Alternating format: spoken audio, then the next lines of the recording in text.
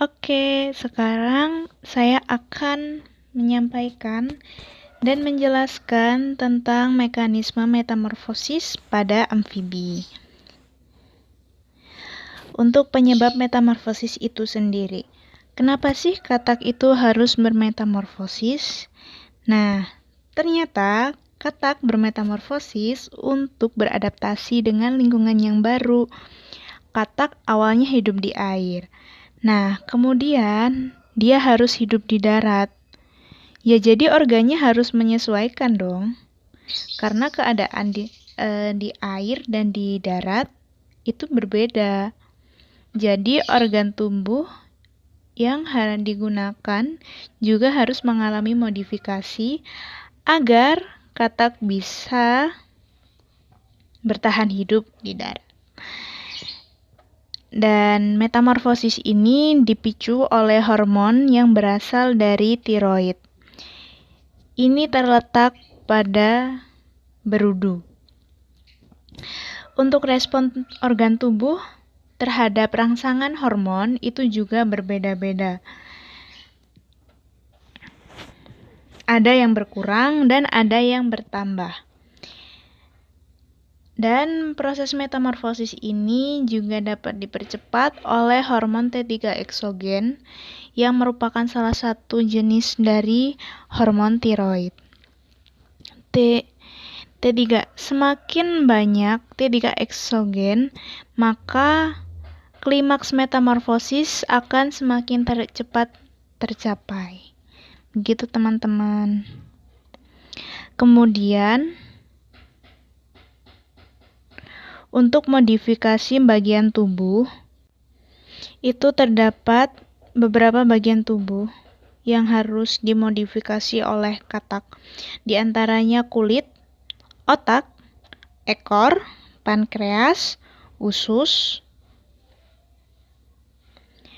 eritrosit, paru-paru, mata, dan hati. Untuk kulit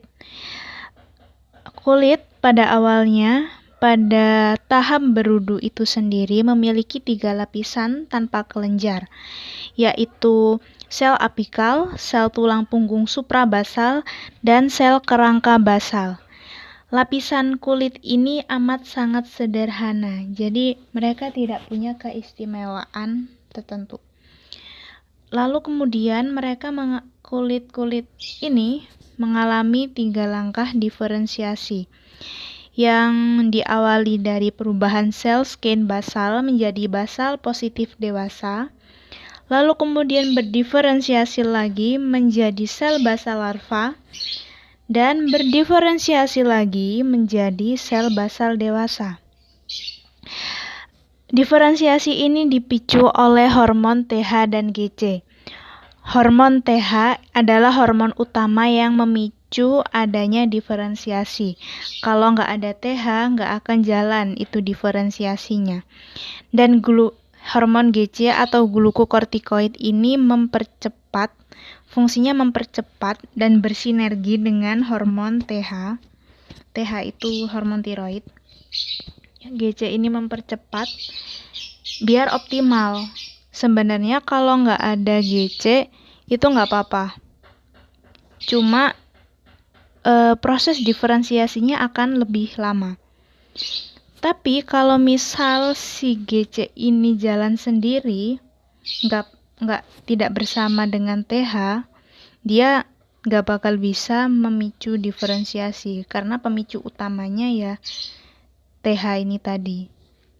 Lalu menghasilkan kulit katak dewasa karena induksi dari kedua hormon tadi yang nantinya akan terbentuk sel kornifikasi dan sel germinatif. Oh iya teman-teman, kulit katak dewasa ini seperti yang kita ketahui memiliki beberapa keistimewaan yang berbeda dengan kulit lainnya, di mana dia bisa menghasilkan lendir dan bisa juga sebagai organ pernapasan. Jadi lapisan-lapisan kulit yang istimewa tadi itu merupakan modifikasi kulit hasil induksi dari hormon-hormon TH dan GC. Nah, yang berikutnya adalah usus. Karena kita bisa lihat di gambar, usus ini akan memendek ya. Di gambar sebelah kiri itu ada usus yang panjang, itu ususnya berudu. Yang di kanan itu usus setelah metamorfosis. Jadi dia memendek. Kenapa memendek? Karena kata menyesuaikan dengan bahan makanannya. Dulu pas waktu jadi berudu dia kan herbivora. Terus setelah menjadi kata, makanannya itu berbeda. Jadi organ pencernaannya juga harus beda dong. Gak mungkin kalau sama. Jadi harus beda organnya. Yang pertama, usus mengalami apoptosis pada epitelnya dan mengalami penyusutan sebanyak 75%. Bisa dilihat sendiri, nyusutnya banyak sekali. Dan epitel yang tersisa akan menjadi epitel dewasa.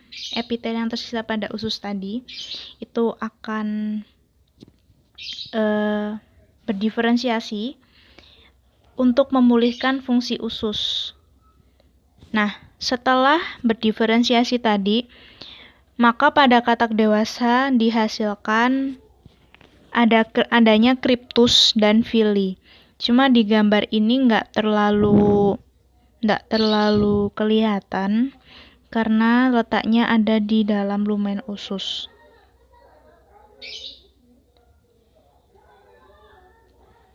Kemudian organ yang berikutnya yaitu otak. Ada replikasi DNA yang terjadi diawali dengan replikasi DNA yang terjadi di ventricle, di sel ventricle otak. Dan replikasi ini dikendalikan oleh TH.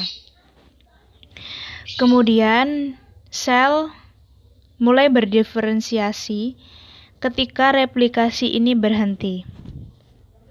Setelah berdiferensiasi, terjadi modifikasi pada sistem saraf pusat dan terminal akson hipotalamus melepaskan hormon pada hipofisis sehingga jumlah TH dan GC meningkat. Nah, hormon GC atau glukokortikoid memicu kemunculan neuron dengan induksi. Kemudian organ pankreas.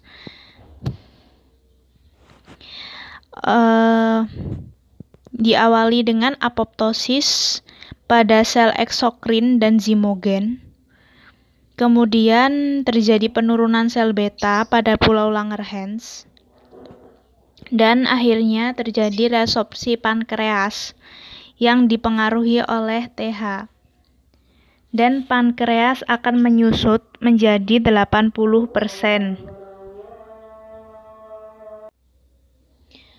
Setelah pankreas mengalami resorpsi yang tadinya dipengaruhi oleh TH dan menyusut menjadi 80%, kemudian terjadi modifikasi pada sel penghasil insulin.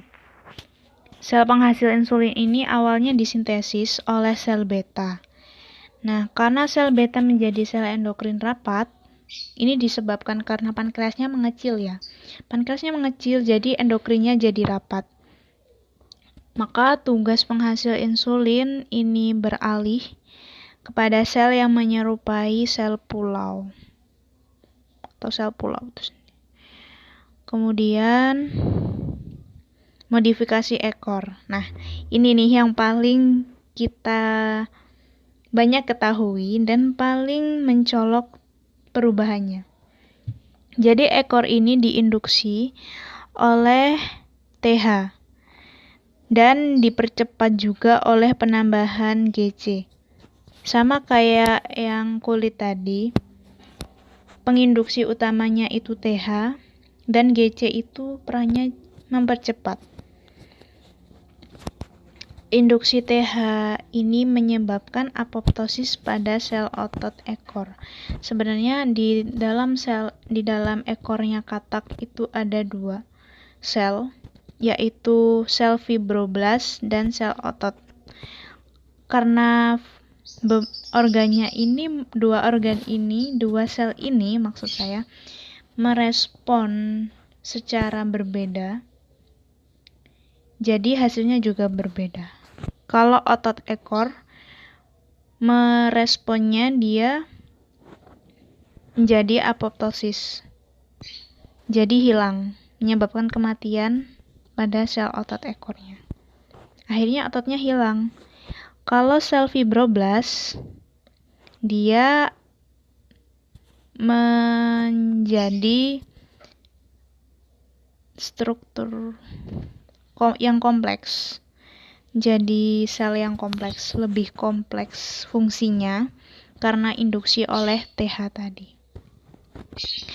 Kemudian eritrosit. Pada berudu, eritrositnya mengalami apoptosis yang disebabkan oleh TH, induksi TH.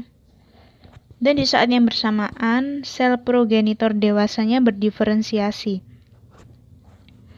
Kedua sel ini, baik sel progenitor dewasa dan eritrosit pada berudu, ini diinduksi oleh TH di dalam hati. Lalu kemudian terjadi induksi hemoglobin. Nah, induksi hemoglobin ini dilakukan oleh TH dan harus ditambah kortison agar hasilnya optimal. Karena kalau TH saja, dia nggak bakal bisa optimal. Dia nggak bakal bisa kuat menginduksi hemoglobin larva menjadi hemoglobin dewasa. Dia bisa menginduksi, hanya saja secara parsial, tidak secara keseluruhan. Jadi untuk solusinya harus ditambahkan dengan senyawa kortison. Nah, setelah metamorfosis selesai, proses sintesis eritrosit ini akan berpindah menuju sumsum tulang belakang. Organ berikutnya yang mengalami modifikasi adalah organ mata. Kenapa mata harus dimodifikasi? Karena penglihatan di dalam air dan darat tentunya berbeda. Lalu waktu di air mereka menjadi amfibi, terutama katak ini menjadi herbivora. Sedangkan waktu di darat menjadi katak dewasa, mereka adalah predator. Dan mata predator itu berbeda dengan mata herbivora. Jadi mata di sini harus bermodifikasi supaya katak bisa bertahan hidup di darat. Dipicu oleh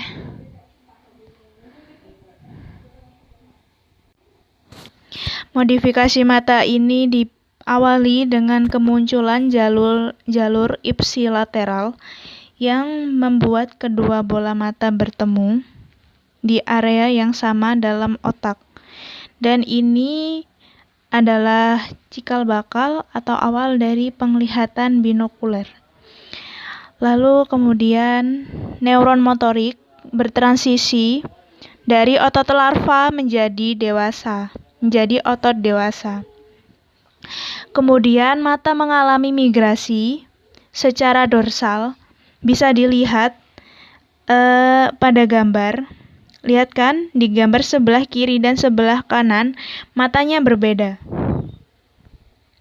Lihat, letak matanya berbeda. Lalu kemudian di akhir metamorfosis, proyeksi ipsilateral dan penglihatan binokulernya sudah terlihat. Kemudian ada paru-paru, organ paru-paru. Tuas tumbuh ke dalam lumen paru-paru, kemudian terbentuk alveoli. Di sini TH meningkatkan ekspresi TR-alfa dan tiroid beta. Karena ekspresi ini meningkat, maka klimaks metamorfosis tercapai. Sebenarnya, kalau di penelitian itu tidak ada yang mutlak menyatakan kalau hormon TH, tiroid hormon ini mutlak berperan dalam pembentukan atau modifikasi paru-paru. Tapi karena penambahan TH bisa meningkatkan ekspresi tiroid alfa dan tiroid beta, maka bisa dimasukkan. Gitu. Kemudian organ terakhir yang dapat dimodifikasi adalah hati. Pada saat berwudu, hati menjadi tempat sebagai ekskresi NH3. Kemudian sel hormon tiroid menginduksi sel parenkim. Sehingga ketika dewasa, hati beralih fungsi menjadi tempat untuk mengekskresikan urea dan mengatur naik turunnya enzim. Terima kasih teman-teman. Sampai jumpa di GC ya.